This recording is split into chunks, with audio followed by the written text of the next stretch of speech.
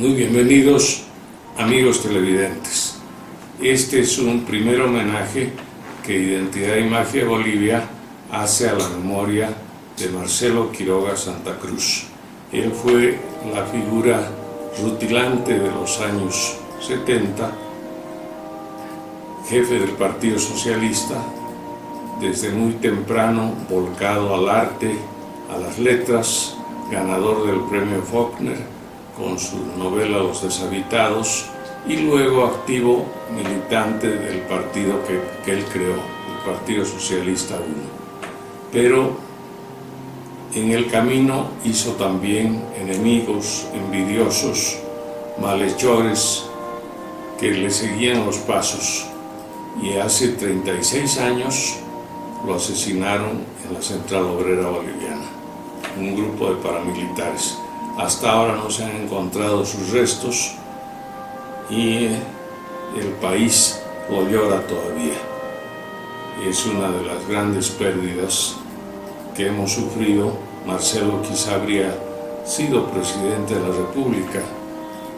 Todo auguraba su éxito político, pero se cruzó este aciago destino en su camino. En este año se habrían cumplido 85 de su nacimiento. Es un homenaje, un recuerdo y la admiración que le tuvimos sus amigos y compañeros. Veamos pues esta síntesis de la vida de Marcelo a través de algunos testimonios.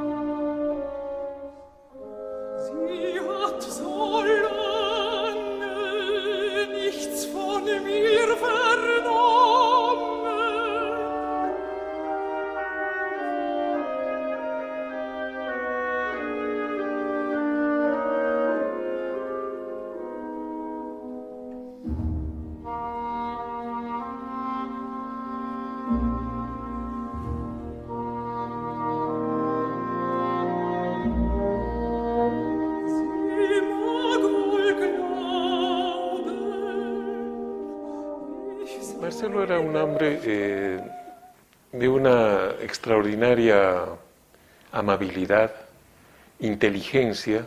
Era una persona que brillaba, ¿no? Y generaba en torno suyo, entre sus hermanos, sus parientes, sus sobrinos, generaba un ambiente de respeto, de admiración, pero a la vez un ambiente distendido, donde había mucho sentido de humor, de compañerismo. Marcelo formó una familia muy armoniosa, creo yo. Él tuvo 2 hijos, Marisol, María Soledad, la hija mayor, y Rodrigo, el hijo menor. Son mis primos hermanos por los 2 lados. Y ha sido una familia muy unida también por las circunstancias políticas, ¿no? Cuando sus hijos eran todavía muy jóvenes, 10, 11 años o menos tal vez, tuvieron que salir al exilio. Primero a Chile, después se fueron a la Argentina, de la Argentina se fueron a México y de México regresaron cuando cayó la dictadura de Banzer, un poco antes. Entonces, toda esa vida fuera de Bolivia, en condiciones precarias, porque por razones de persecución política también en Chile y en la Argentina, había una sensación de inseguridad permanente, ¿no? Y eso creo que contribuyó a formar una familia muy unida, muy solidaria entre ellos. Marcelo era, además de un intelectual y una persona muy inteligente, un gran educador, ¿no? Era alguien que transmitía todo el tiempo lo que él sabía, sus enseñanzas para la vida, no solamente sus conocimientos.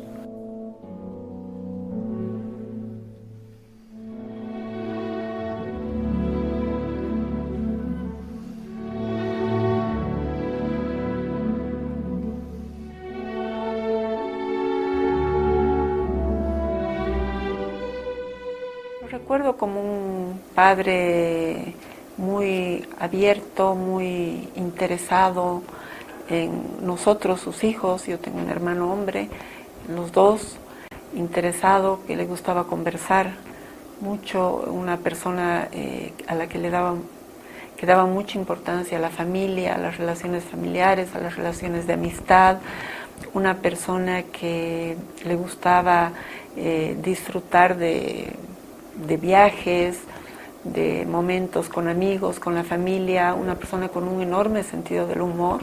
Esa es una faceta probablemente poco conocida de él. Se tiende a pensar que fue una persona seria, un luchador, un estudioso y por lo tanto una persona seria, adusta.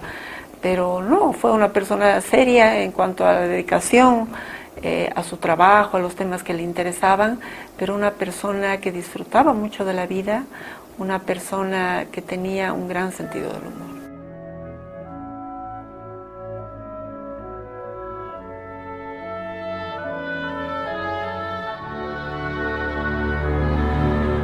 Como hija de Marcelo Quiroga Santa Cruz hay muchas cosas que recuerdo con mucho cariño, con mucho amor y también con nostalgia. Creo que fundamentalmente esa capacidad que tenía, pese a la demanda tan fuerte de trabajo, a las obligaciones y a los compromisos que tenía especialmente por su actividad política y todo lo que esto significaba, el que él hubiera siempre dedicado tiempo a la familia, a conversar, a atender a las necesidades de los demás.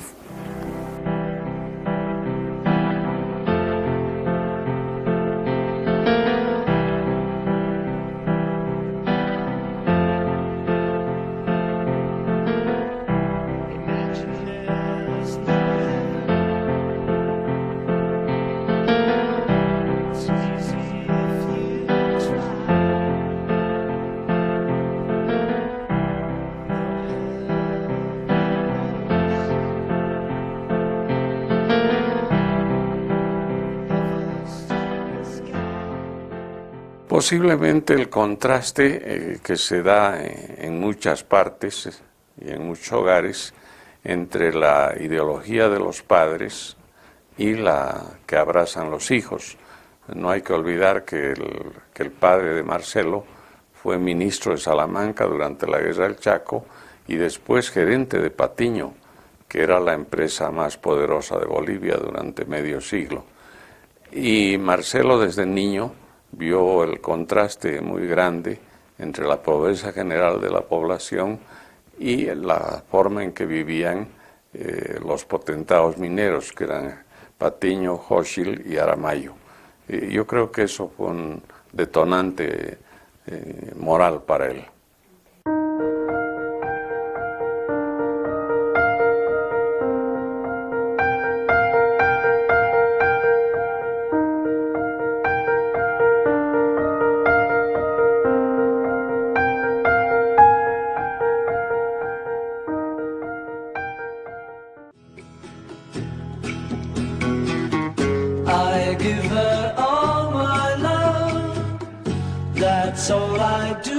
Marcelo Quiroga Santa Cruz es conocido básicamente como político, pero él fue un hombre que tuvo una serie de actividades distintas. Por supuesto, la actividad política es tal vez ha sido la más importante, la que le demandó probablemente mayor tiempo y por la que finalmente murió, fue asesinado.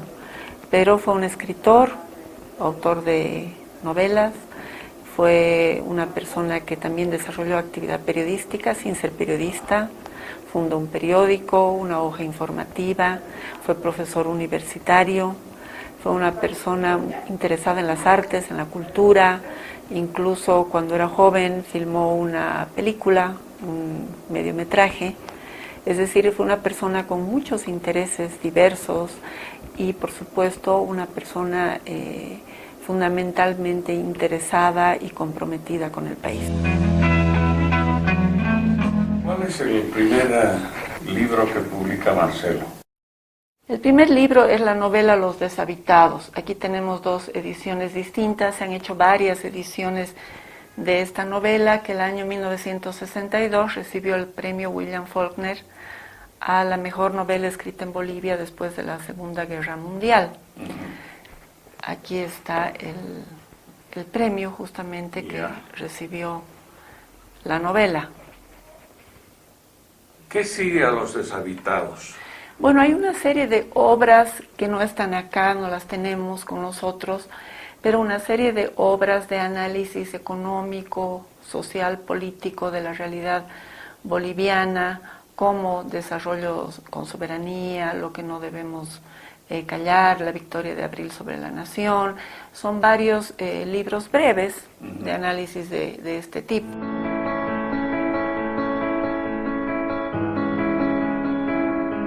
Y estos otros libros que tenemos acá son posteriores. Este, por ejemplo, Holocracia o Patria, es un análisis de la política hidrocarburífera del gobierno de Banzer, que se escribió hasta el año 77, fue el año 77 que mi padre concluyó la elaboración de este libro. Se hizo una edición que no está acá, no es esta precisamente, en esos años, y esta fue publicada después de su muerte el año 1982 por Siglo XXI en México.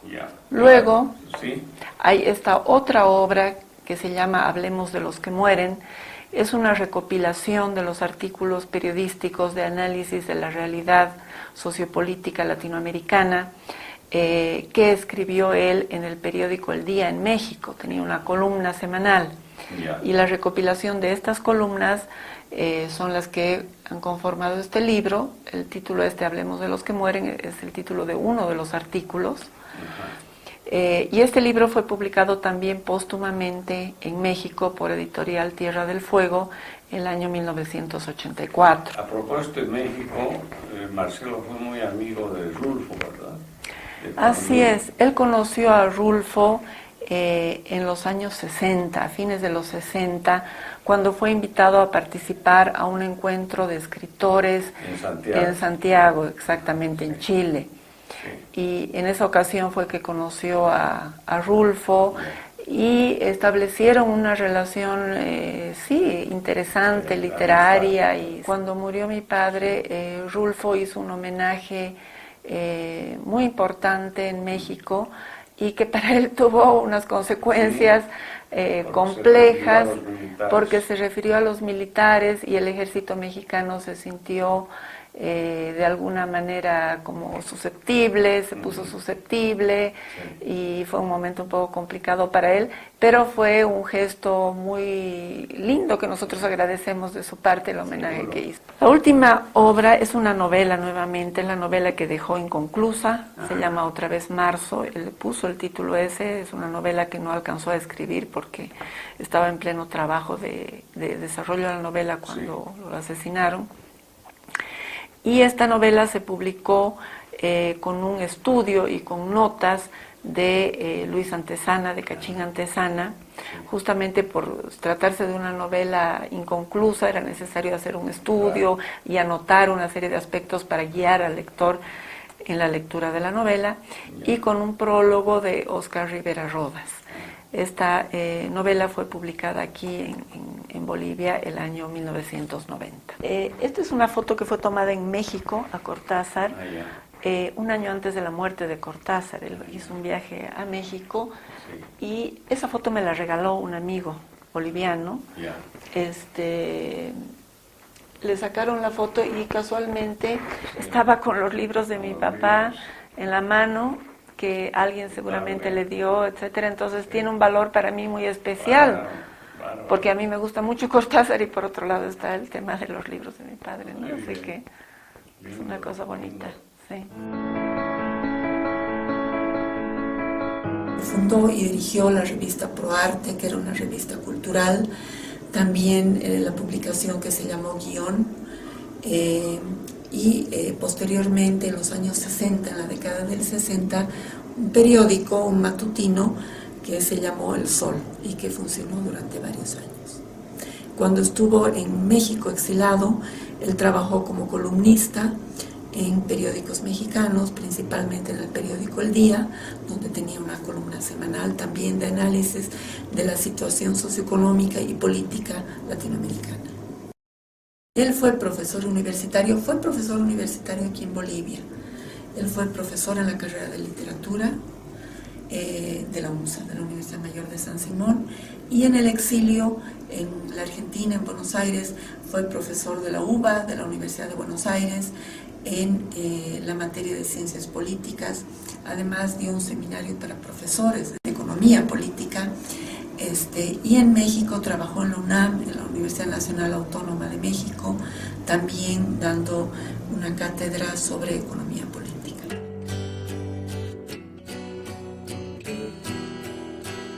Hay un aspecto de Marcelo que lamentablemente ha sido mal utilizado. Su nombre está en muchas plazas, en colegios, en monumentos, pero cada vez hay un recuerdo más vago de lo que él dijo, de lo que escribió. Creo que una de las tareas más importantes para recordarlo en su verdadera dimensión es poder tener acceso a su obra, y justamente estamos empeñados ahora en publicar su obra completa. Van a ser 7 volúmenes de unas 500 páginas cada uno, para que las nuevas generaciones, los jóvenes y los que ahora son niños y más tarde estarán en el colegio o la universidad, también puedan saber quién fue Marcelo, ¿no? Hay una excelente biografía que se ha escrito sobre Marcelo, tal vez la más completa que se ha hecho jamás sobre un dirigente político en América Latina.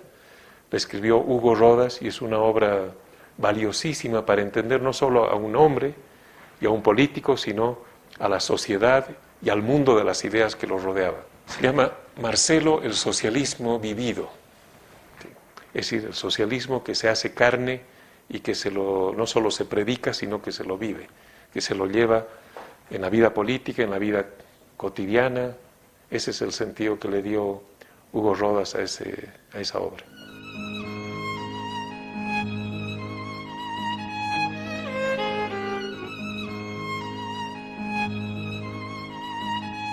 Yo he escrito un libro sobre escritores y le he dedicado una página a Marcelo, que quisiera leerla.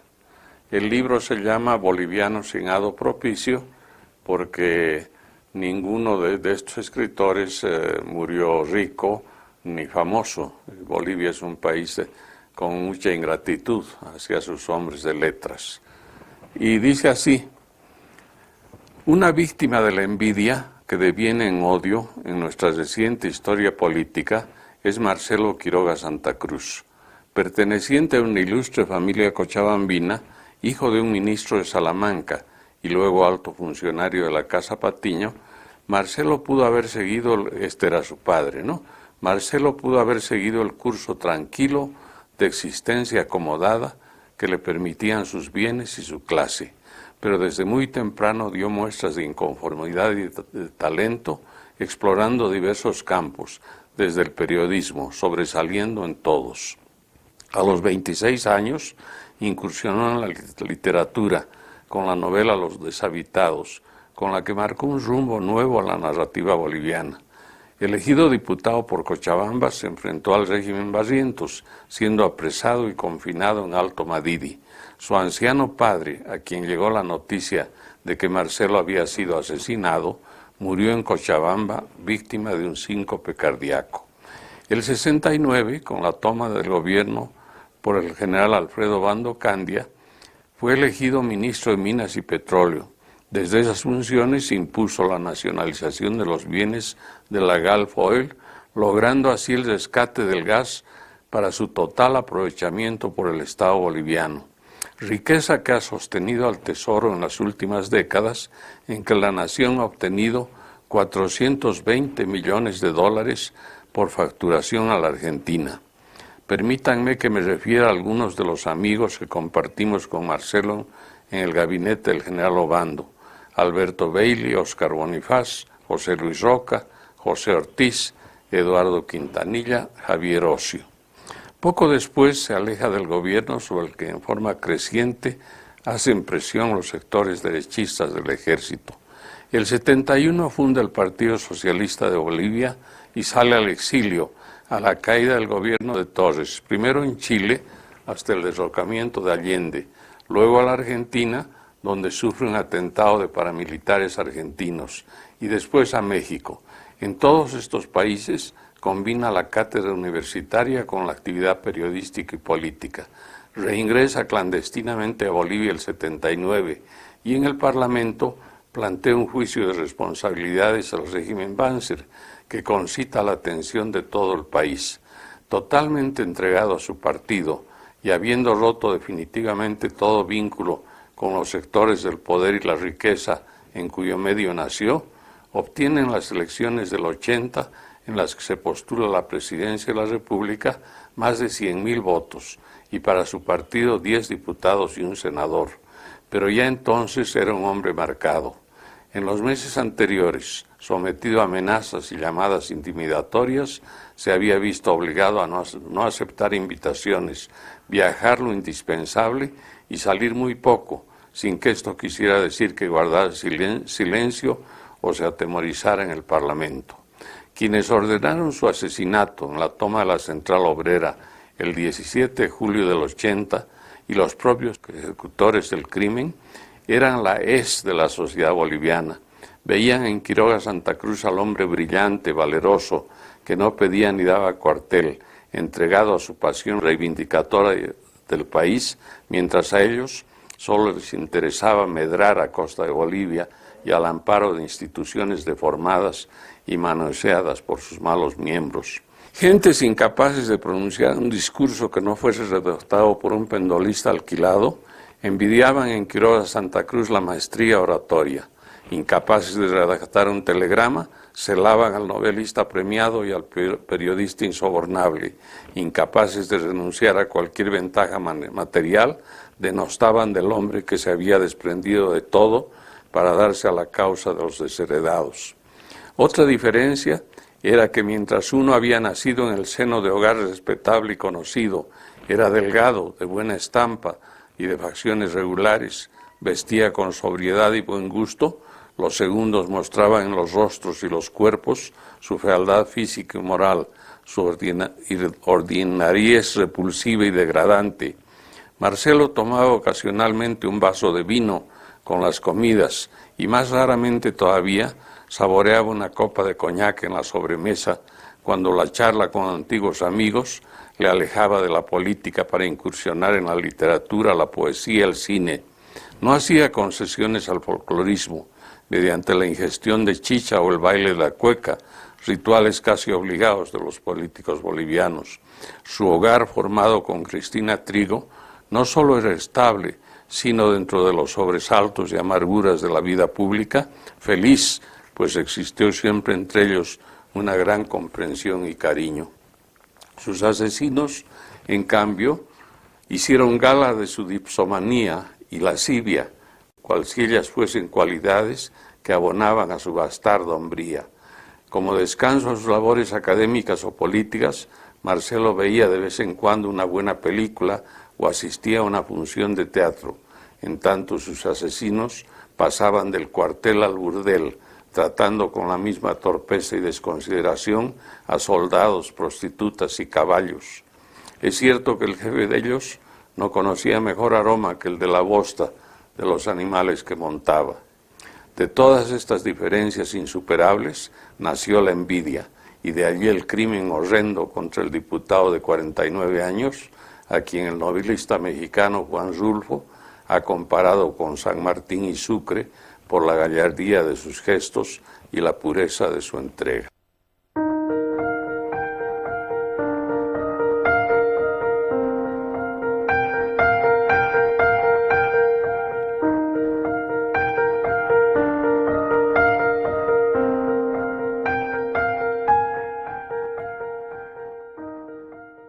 Él era una persona que desde muy joven, según lo que él nos contó, según las conversaciones que tuvimos en la familia con él, porque de alguna manera se plantearon esas preguntas y esas dudas también dentro de la familia, ¿no? Cómo se había dado ese proceso de evolución de su pensamiento, de su compromiso social y político con el país, a partir de qué. Y él Él nos decía que fue algo que fue desarrollándose poco a poco, pero desde muy joven, desde chico prácticamente, desde que era un colegial, él tenía una sensibilidad hacia los sectores pobres, hacia los sectores desposeídos. Esa fue la razón por la cual él salió del colegio, un colegio privado, el Colegio La Salle de Cochabamba, donde él estudiaba, y se inscribió a un colegio fiscal para terminar el bachillerato en el colegio fiscal, porque es lo que él quería. Él quería estar con la gente que estaba en colegio fiscal, lo cual muestra una inquietud suya por conocer otras realidades que no eran la suya propia y por una cierta solidaridad con esos sectores. Luego hubo la guerra civil del año 1949, que él, recuerdo que nos contó cómo la vivió. Para él fue muy impresionante ver todas esas movilizaciones populares que, pese a la represión tan fuerte del gobierno de aquella época, se repetían día tras día. La gente seguía saliendo a las calles, seguía manifestándose contra gobiernos en esa época de corte oligárquico, antipopulares. Y esos procesos sociales a él le interesaron desde esas épocas tan tempranas, ¿no? Marcelo Quiroga Santa Cruz es recordado por su labor como parlamentario de la República, fundador del Partido Socialista I y luchador incansable en defensa de los recursos naturales. En 1969, como ministro de Minas y Petróleo, impulsó la nacionalización de la Gulf Oil Company. Como diputado, impulsó en 1978 y 1979 un juicio de responsabilidades contra la dictadura de Hugo Banzer Suárez, por delitos que abarcan desde la protección al narcotráfico, el nepotismo, la venta de tierras fiscales en beneficio propio, malversaciones y crímenes de lesa humanidad. Y Marcelo tuvo una trayectoria política diversa. Comenzó siendo parlamentario el año 1966, siendo muy joven. Fue elegido en las listas de la Comunidad Demócrata Cristiana, era una alianza de dos partidos. Él no formaba parte de ninguno de esos partidos, fue invitado como un candidato independiente y tuvo una trayectoria muy importante en esa primera diputación. Le inició un juicio de responsabilidades al general Barrientos, que era el presidente en esa época, a raíz de lo cual terminó preso, ¿no? El general Barrientos lo hizo apresar y estuvo preso hasta que murió Barrientos. Cuando Barrientos murió en un accidente y hubo un cambio de gobierno y el nuevo gobierno lo liberó. Después de eso, Marcelo fue radicalizando su posición hacia ideas cada vez más nítidamente socialistas. Y tuvo la ocasión, fue invitado a ser ministro de Minas y Petróleo en el gobierno del general Obando. Fue en esa circunstancia que Marcelo tomó una de las medidas por la que tal vez va a ser más recordado siempre, ¿no? Que fue la nacionalización del petróleo y del gas en Bolivia. Eso estaba a cargo de una empresa norteamericana que se llamaba la Bolivian Gulf Oil Company, y el gobierno de entonces, por obra de Marcelo, decidió la nacionalización, lo cual le reportó al país ingresos para el fisco durante muchísimos años, ¿no? El joven diputado interpela al ministro de Minas de René Barrientos por la firma del contrato de venta de gas a la Argentina. Tiene la palabra el honorable Quiroga Santa Cruz. Señor presidente, la exportación del gas natural como simple materia prima debe estar condicionada a una compensación, mediante la cual el país beneficiado con la materia prima ceda a Bolivia mercados fronterizos que nos permitan instalar industrias petroquímicas a base de gas natural con carácter regional. Los precios del gas natural en el mercado internacional son artificialmente estipulados en función de los intereses de los trusts petroleros que dominan la industria energética y petroquímica mundial. No constituyen en consecuencia una compensación razonable que justifique su exportación incondicional en beneficio de intereses foráneos, sacrificando el acervo gasífero nacional y sus futuras perspectivas industriales. A Marcelo Quiroga ese "yo acuso" a René Barrientos le costó el confinamiento y la cárcel. Le costó el perder una inmunidad parlamentaria que mostraba también que el poder no quiere contraste alguno en ninguna circunstancia. Él, por ejemplo, planteó un juicio de responsabilidades contra Barrientos, contra el general Barrientos, cuando él era presidente en ejercicio, lo cual suponía un gran riesgo para su seguridad, para su propia vida, lo cual fue además comprobado por el hecho de que fue secuestrado, fue enviado a un campo de concentración que había en ese momento en Alto Madidi, a raíz de lo cual mi abuelo, el padre de mi papá, murió. Es decir, tuvo un costo para él en lo personal y en lo familiar muy grande la actividad política que fue desarrollando y finalmente, bueno, fue la fundación del Partido Socialista el año 1970 y posteriormente el exilio cuando se produjo el golpe de Estado de Banzer el año 71. Fundó el Partido Socialista en el año 1971, pero la vida de ese partido fue muy breve porque vino el golpe de Estado del general Banzer y tuvo que salir al exilio. Ya estuvo ahí, como ya le dije, en Chile, en Argentina y terminó en México, ¿no? En total fueron casi 7 años de exilio en los que él llevó adelante una labor como profesor universitario, era profesor de economía política en las universidades, y a su regreso a Bolivia, un poco antes de la caída de Banzer, se sumó a la movilización para la democratización de este país. Luego fue candidato a la presidencia el año 78, el 79 y el 80. Doctor Quiroga, para la televisión ecuatoriana, se dice que usted es el candidato con mayor carisma, sin embargo el candidato con menores posibilidades de triunfo. ¿Por qué? No sé, realmente yo no puedo opinar sobre lo primero que dice usted.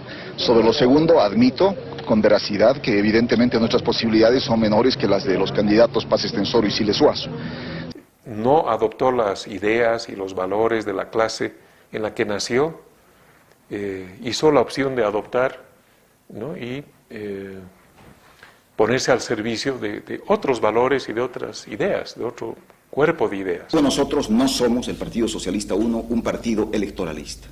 No somos un partido parlamentarista, lo demuestra el hecho mismo de nuestra renuncia a ese mandato parlamentario, un hecho sin precedentes en nuestra historia. ¿Qué buscamos nosotros en la contienda electoral del 78, del 79 y del 80?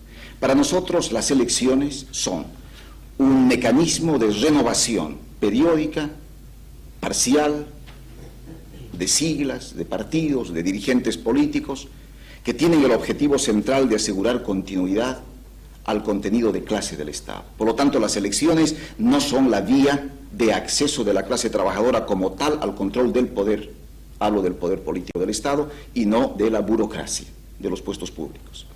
Como político mostró en esos 3 años un ascenso imparable y eso ocasionó un temor en la gente que se sentía amenazada por sus posiciones, sobre todo el general Banzer y sus seguidores, que estaban siendo sometidos a un juicio de responsabilidades en el Parlamento que Marcelo inició por distinto tipo de delitos cometidos durante la dictadura. Uno de los compromisos voluntariamente contraídos en la campaña fue el plantear una demanda de juicio de responsabilidades contra el exdictador Banzer y sus más próximos colaboradores. Cumplimos nuestro compromiso, presentamos la demanda, expusimos a lo largo de 3 días y luego entregamos la documentación respectiva a la comisión. La ley de responsabilidades vigente dispone que esa comisión mixta del Congreso expira su dictamen en el plazo de 15 días, no más. La comisión se tomó 8 meses. Dice la misma ley que el dictamen debe ser o por el sobreseimiento o por la acusación. Es decir, debe la comisión pronunciarse por indicios de culpabilidad o ausencia absoluta de indicios de culpabilidad y por lo tanto inocencia. Usted recordará que en ese aviso en el primer y segundo punto se reproducen los artículos 2 y 3 de la ley de responsabilidades. Y en el primero dice, se instruirá el sumario en el plazo de 15 días. Y en el tercero dice, instruido el sumario, se expedirá el dictamen correspondiente. De modo que no hay lugar a dudas. El propio texto y espíritu de la ley como lo citan ellos mismos, está mostrando el incumplimiento grosero de esa disposición legal. Ahora bien, se toman 8 meses y al cabo de los 8 meses, como ya lo dije en alguna ocasión, no expiden dictamen ninguno. Esas son las razones por las cuales ciertos círculos de poder militar y empresarial ordenaron su asesinato el año 1980 durante el golpe del general García Meza. Sus restos han desaparecido y todavía hoy lo seguimos buscando. El 17 de julio de 1980 se produjo el sangriento golpe de Estado protagonizado por Luis García Meza Tejada y Luis Arce Gómez. Durante el asalto a la Central Obrera Boliviana, Marcelo Quiroga Santa Cruz cae gravemente herido por una ráfaga de metralla. Es secuestrado y torturado por militares bolivianos y paramilitares argentinos para finalmente ser asesinado.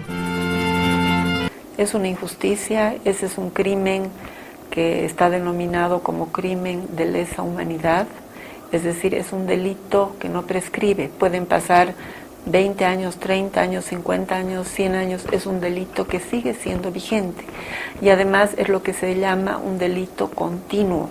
¿Por qué? Porque mientras no se recuperen los restos de la persona desaparecida, los familiares, las personas cercanas, las personas que la querían, siguen sufriendo un daño. Por eso es un delito que continúa realizándose en el tiempo. Mezcla de impotencia y de desasosiego, porque es algo con lo que uno no puede vivir en paz, ¿no? Todo el tiempo aparecen informaciones de que hay alguna pista o alguien ha hecho una declaración, o aparecen personas que tienen algún dato y quieren entregarlo bajo ciertas condiciones negociadas, en fin. La mayor parte de esas pistas hasta ahora han sido falsas. Hemos vivido 33 años creo ya en esta búsqueda. Se han hecho 2 juicios muy largos. Algunos de los responsables están presos, otros, a pesar de haber sido condenados, pasean impunemente por las ciudades. Quiero hacer notar al señor presidente que el señor Marcelo Quiroga Santa Cruz es mi compañero de curso y amigo. ¿Quién es Froilán Molina Bustamante, alias el Killer, que abrió la esperanza de encontrar los restos de Marcelo Quiroga Santa Cruz? Está casado con Judith Flores, con quien tuvo 2 hijas, Rita y Valeria. Según recuerda Luis García Meza, el Killer egresó de la escuela de clases e hizo carrera al interior de las Fuerzas Armadas hasta lograr el grado de suboficial. El Killer ha egresado de la escuela de clases como cabo. Pues ha seguido subiendo, ascendiendo. García Meza individualizó al Killer como la persona que reconoció en las gradas a Marcelo Quiroga Santa Cruz aquel 17 de julio de 1980 durante el asalto a la Central Obrera Boliviana en el Prado paceño. Entonces lo ubicó, lo bajó de las gradas hasta el descanso y ahí le metieron una ráfaga de bala de ametralladora. Según García Meza, el Killer actuó por órdenes de Hugo Banzer Suárez, ya que era su hombre de confianza. No por nada, durante 7 años, fue el guardaespaldas de su esposa, Yolanda Prada de Banzer. Pero ¿cuál era el interés de acabar con la vida de Quiroga Santa Cruz? Según García Meza, más bien había temor en Hugo Banzer Suárez hacia el líder del Partido Socialista 1. El general Banzer me venía a llorar tarde, mañana y noche, porque le tenía miedo al juicio de responsabilidades que le estaba haciendo Marcelo Quiroga Santa Cruz en el Congreso.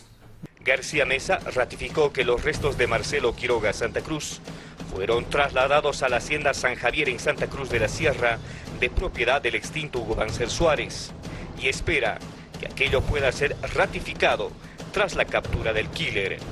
Quienes discrepan con la forma en la que fue capturado Froilán Molina son las víctimas de la dictadura, ya que aseguran que lo vieron caminando libre por las calles. Como cualquier otro ciudadano, ha estado visitándonos en las carpas del Prado. Se le ha entregado la hoja de los 6 puntos que tenemos, que la conocen ustedes, y ha hablado conmigo.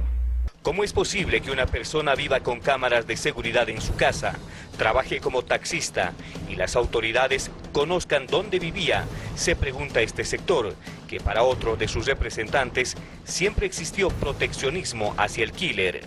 Nosotros sabemos que ha habido protección finalmente del Estado boliviano, porque el Estado boliviano o el gobierno del Estado boliviano quiere olvidarse de que han habido 18 años de dictadura. Pero no realmente para fines electorales que totalmente equivocados. El impulsor del juicio de responsabilidades contra García Meza, el año de 1984, señaló que la sentencia ejecutoriada en contra de Froilán Molina fue emitida el año 2010, luego de que la misma fuera apelada. Pero el juicio contra el killer fue impulsado por los familiares de Quiroga Santa Cruz, Gualberto Vega y Carlos Flores. Walter Vázquez estaba junto a Marcelo y entonces, claro, se le grabó, según él, la imagen de este individuo de mediana estatura, de pómulos angulosos, que le disparó una ráfaga en el pecho a Marcelo. El killer se encuentra en la cárcel de Chonchocoro. La caracterización afectiva y legal de lo que es una desaparición es que es un delito continuo, no es algo que ocurrió hace 30 y tantos años y ya pasó. Sigue sucediendo todos los días, o sea, Marcelo está desaparecido cada día que pasa, ¿no? Mientras no aparezcan sus restos o se sepa exactamente qué es lo que pasó, eso queda como una herida abierta, ¿no? No se puede cerrar esa experiencia. Y eso genera, como le decía, impotencia, desasosiego, y una enorme frustración también por ver el desempeño de la justicia boliviana, la complicidad de los militares y de los gobiernos, incluyendo el actual gobierno.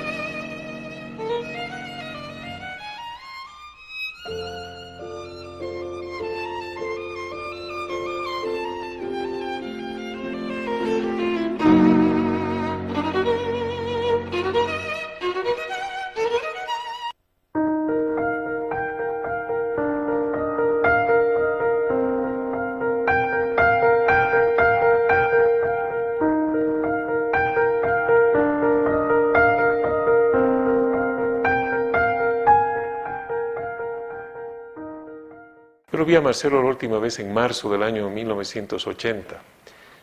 Yo había decidido regresar a México, donde viví con su familia allí 1 año y 7 meses antes, para hacer mis estudios universitarios. Y él fue una de las personas que me alentó a dejar la militancia, porque yo era militante del Partido Socialista con él, de hacer una pausa y dedicarme a mi formación. Él me ayudó mucho a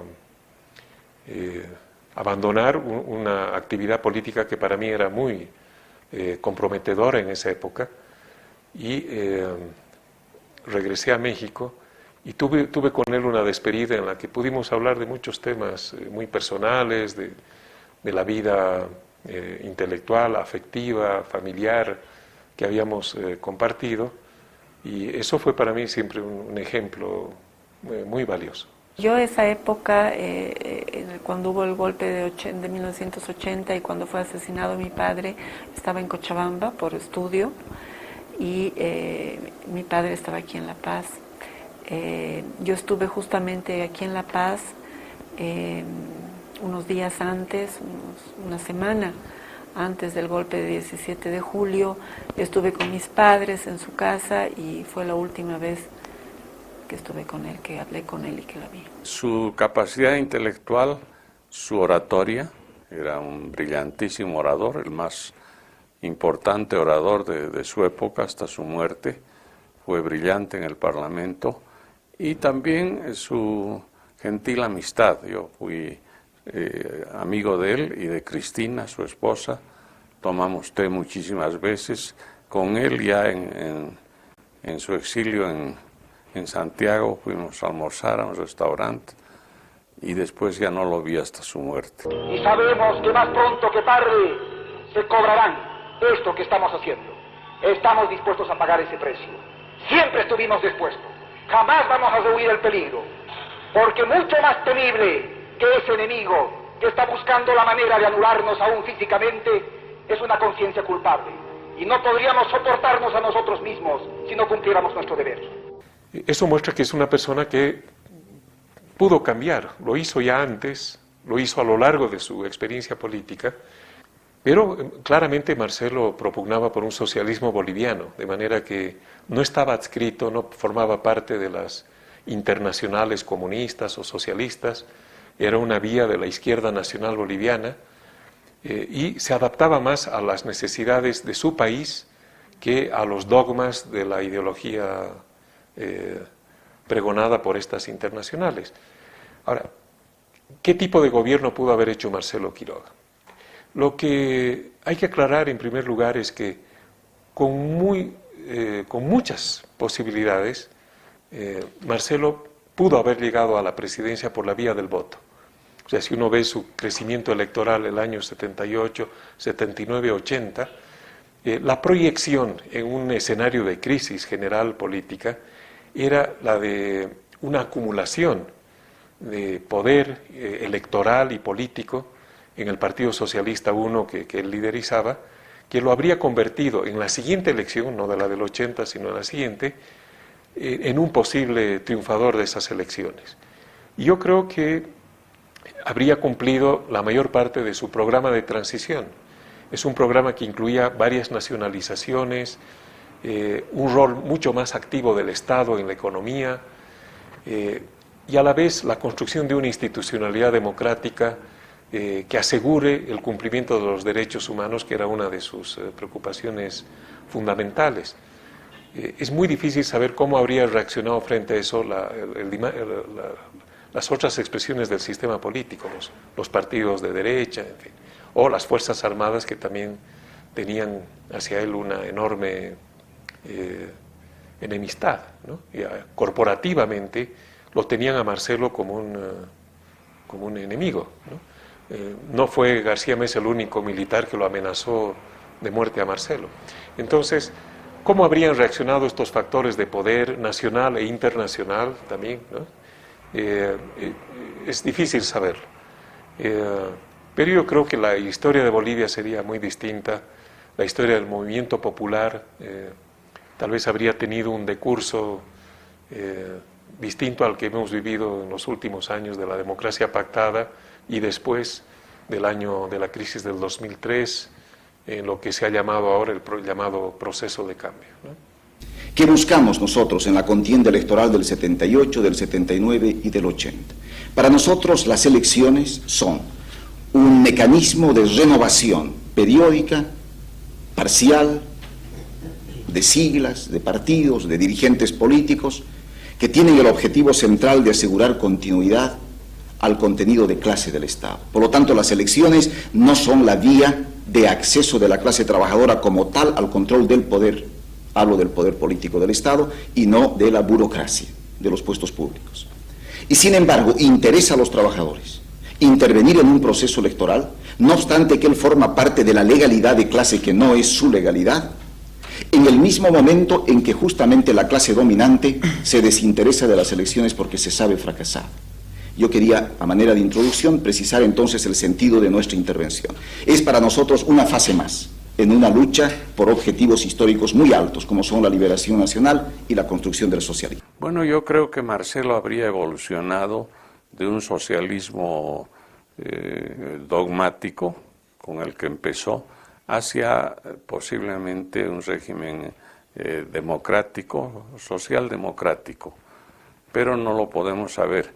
En todo caso, él era muy respetuoso de la opinión ajena y no creo que hubiera caído en excesos contra los opositores si es que hubiera sido gobierno. Bueno, mucha gente nos ha dicho eso a lo largo de los años, que si él no hubiera sido asesinado, probablemente él habría llegado a la presidencia de la República, porque en las últimas 3 elecciones que hubo en los años 70, antes del golpe de García Meza del año 1980, él participó como candidato a la presidencia de la República por el Partido Socialista, y en cada una de estas elecciones el porcentaje de votos que recibió fue en aumento, fue realmente un crecimiento geométrico muy importante. Por lo tanto, hay personas que piensan que habría sido posible, si hubiera seguido vivo y desarrollando su actividad política, que hubiera llegado a la presidencia de la República. Si esto hubiera sido así, si él hubiera sido presidente, creo, pero esto es algo que son suposiciones, son hipótesis que hacemos, no podemos decir qué había hecho él, ¿no? Pero lo que yo puedo pensar, puedo imaginar, es que habría sido un gobierno que favorezca a los sectores desposeídos, a los pobres, a los marginados, que se preocupe además por sentar soberanía del país, porque sea un país respetado en el concierto internacional, pero esto dentro de un sistema democrático, respetando los derechos de las personas, respetando el derecho incluso al disenso, respetando la necesidad de un diálogo, de un debate sobre los temas de importancia nacional. Yo pienso que esa habría sido su opción. Mi padre no era una persona cerrada, una persona dogmática, una persona que no escuchara a los demás. Por el contrario, era una persona, y ese es un rasgo suyo que a mí me llamaba mucho la atención, que sabía fundamentalmente escuchar a los otros. Y por lo tanto yo creo que si él hubiera tenido la posibilidad de llegar a la presidencia de la República, habría hecho una gestión de gobierno que estuviera abierta a los distintos sectores también.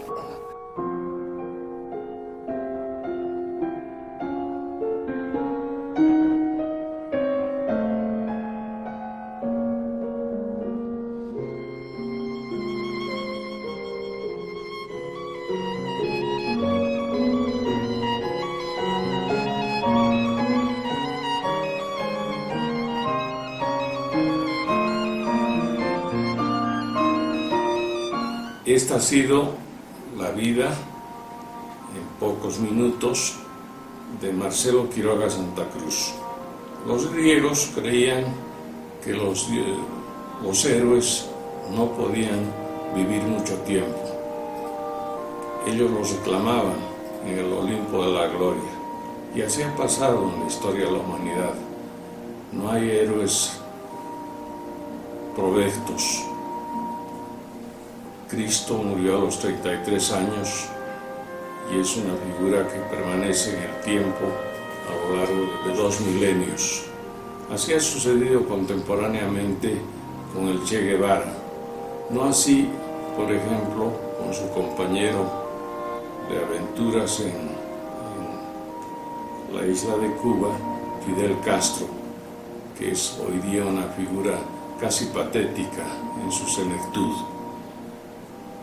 A Marcelo también le tocó esa suerte, morir joven antes de cumplir el medio siglo. Lástima que fuera de esa manera, en manos de unos criminales. Pero en fin, así se forman los destinos y los pueblos adquieren, imitan, siguen la huella de esos hombres excepcionales, como fue Quiroga Santa Cruz. Honremos su memoria ahora que la política boliviana está tan devaluada y pensemos en lo que habría sido este hombre si lo dejaban vivir.